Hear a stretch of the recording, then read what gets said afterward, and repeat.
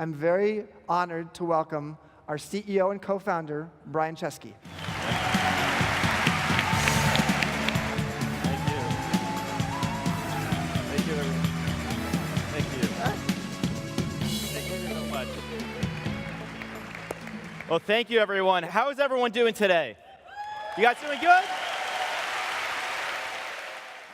It's pretty crazy to be here in front of so many hosts. I actually remember the first time Joe and I had a meetup here in Paris. We had about 30 hosts here, and it was almost all of our hosts. We could fit in a small back room of a bar, so it's pretty amazing to be here today, and I wanted to thank everyone for coming. Thank you so much.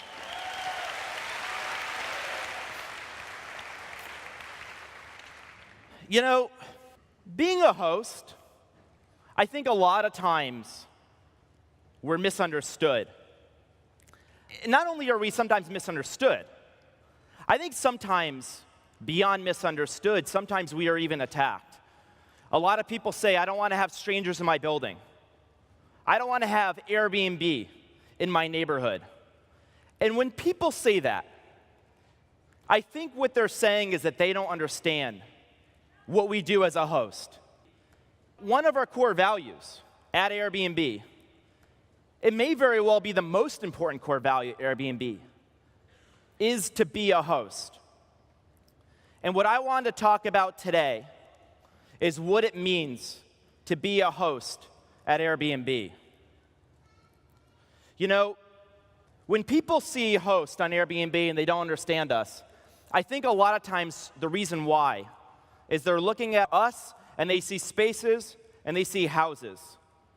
I don't blame them. I mean, you come to Airbnb.com, you come to the app, and when you see our homes, you see spaces, and what they miss is it's not about our spaces. It's actually about you. It's about me. It's about the host themselves. What Airbnb is about, it's not just about a house. It's about a home. And there's a difference between a house and a home. You see, a house is a space, but a home is a place where you accept people as if they're family. Being a host is about caring for somebody else. Being a host means that you make someone else feel like they belong. And I hope that people, when they see Airbnb, they understand that single point that it's not about a space, but it's about a host, and a host makes you feel like you belong. Now, this is something that we realized in the really, really early days. That very first weekend, October 2007, Joe and I were decided to rent our apartment. We couldn't make rent.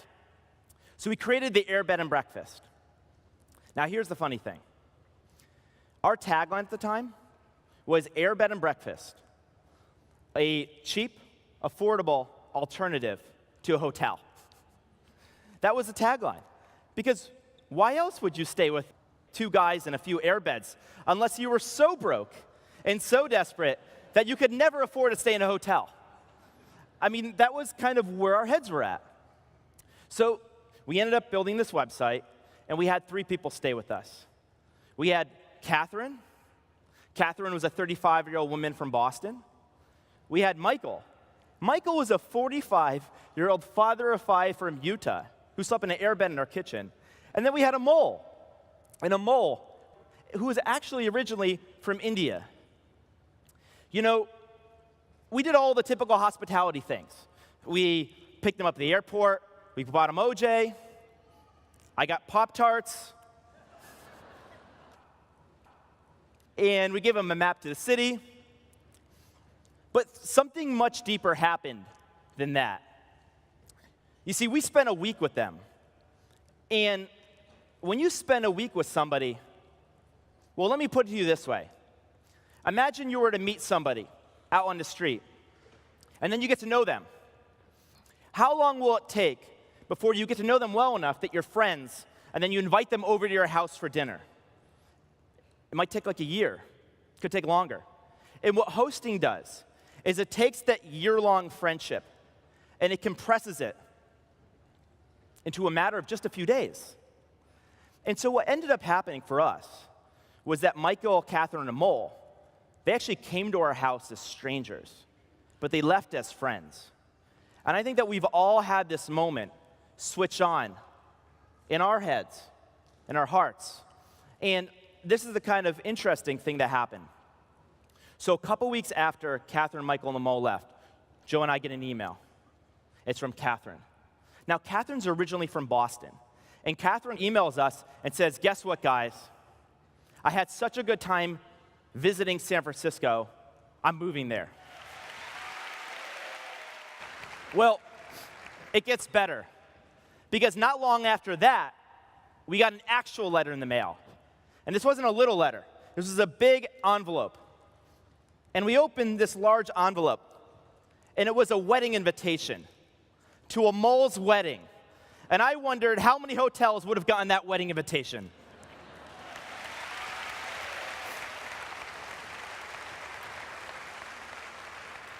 And I think for us, that was the moment that, this light switch turns on for you. And you start to realize this is about something so much more.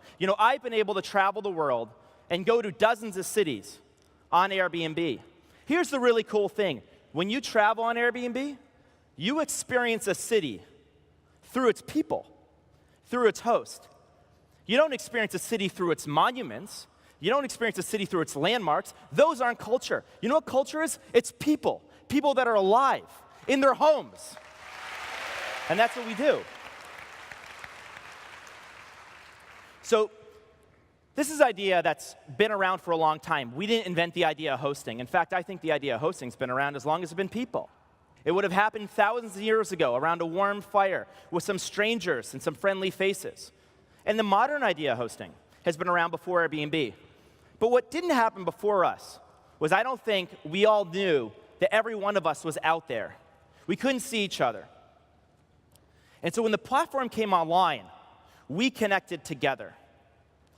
And not only has this been around for a long time, I think hosting will be around forever. Hosting is not going anywhere.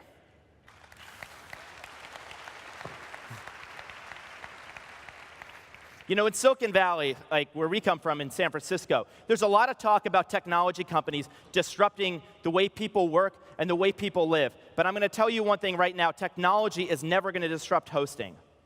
Tom Friedman is an author, and he says there's 3 types of jobs. Jobs with a hand, jobs with the head, and jobs with the heart. Now, technology first typically disrupts jobs with a hand. For example, 100 years ago, almost everyone was a farmer. Today, there's not a lot of farmers. Machines have automated a lot of farming. Technology then eventually disrupts jobs with a head. But what technology can never do, technology can never disrupt jobs with a heart. And hospitality is service with heart. You see, machines cannot create belonging. Only people can do that. Only a host can do that. So while robots are disrupting people all over the world, actually it turns out that you are disrupting robots in all of the mass-produced hospitality around the world that would otherwise permeate.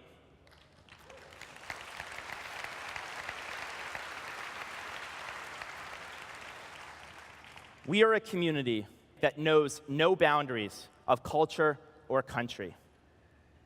I know we have hosts today from Spain, right? We have hosts today from Brazil.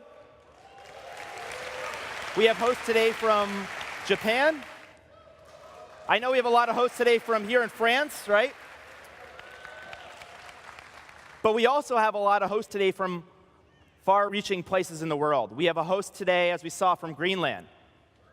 We have hosts today from Uzbekistan. We have hosts today from Kazakhstan. We have hosts from Sri Lanka. We even, today, have hosts from Cuba.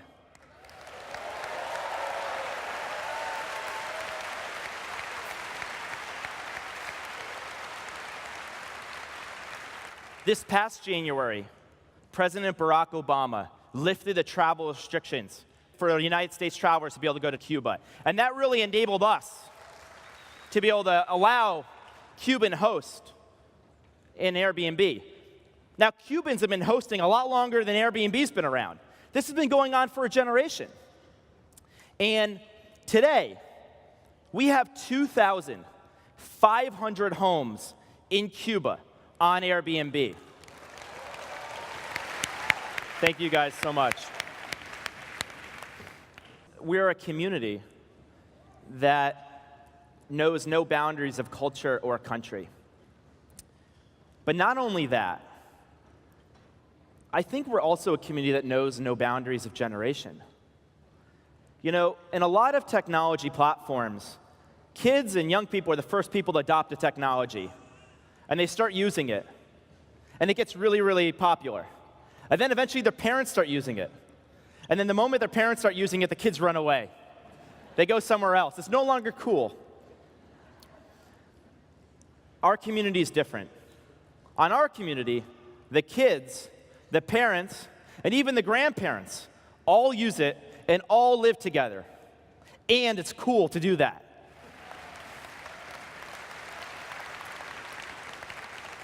Now, why is this?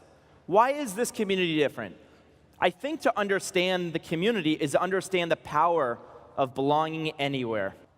You see, when you belong, you don't exclude other people. Belonging means a culture of inclusion.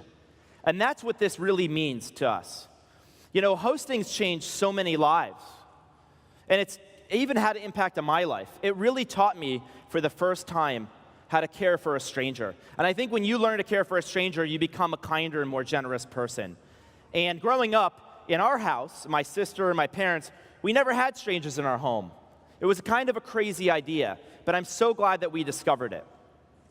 So today, many people don't actually understand us. But that's going to change, because they are going to see not just our house, but who we are in our hearts. And part of that is I want to make sure that one of the gifts that we can give to you is to make sure that people actually do understand who you are and what you stand for as a host. That's one of the greatest gifts that we could give to you. And to be able to do that, one of the most important groups that should understand you are the cities that you live in. How can you succeed as a host if you don't even feel like you belong in your own city? And so it's very important for us that we communicate to cities who we are and what we stand for. And what we stand for in cities is just a very, very basic idea. And that is that we exist to enrich and strengthen the cities and the neighborhoods that we serve. As part of this, there's really 3 commitments that we are making to the cities that we are in and that we serve. The first commitment is something we've been doing for a while, but we want to make it clear to cities that we will always collect or remit hotel tax, and we're going to continue to doing that going forward. And we want cities to know that is an ongoing commitment at Airbnb. The second commitment is about sharing our information. You know, the less cities know about us, well, there's a saying, the absence of information is sometimes filled with the worst of assumptions. And so we want to make sure, not that cities get the private information of hosts, but they understand the type of hosting activity that happens in their city. And I really think that when cities actually see the kind of hosting that's happening in their city, they're going to learn a couple things. They're going to learn that there's people that would not have been able to afford to go to their city that are now going to their city. They're staying longer. They're staying in the local neighborhoods, and they're spending their money on the local businesses. And this is great for cities, and it's great for neighborhoods, and we just need to make sure that we get out the word about what we're actually doing in cities.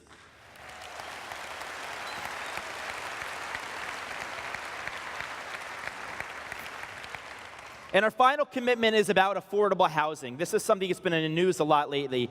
You know, affordable housing is in the roots of our company, in the sense that Joe and I had a house that we couldn't afford. So we started Airbed and Breakfast. We don't want to be part of the problem. We think we are and will continue to be part of the solution. And we're going to partner with cities, and we're going to partner with you to make sure that we are part of the solution. With these 3 commitments, It's my true belief that we are going to strengthen and empower and enrich the cities that we serve. And by doing all of that, while today some may not understand us or think that what we do is limited to the space that we provide, I'm quite sure that tomorrow people are going to understand that our mission isn't your house, it's you, the host. It's us, and it's what we provide. You know, one day, a child may ask their parents what it means to be home. And today, that home is where the family lives. But tomorrow, that home is limited just to where you belong. And where you belong will be anywhere. And maybe that will remind us of a principle that you've all taught me. It's a very, very simple idea. It's a good reminder that hosts teach us.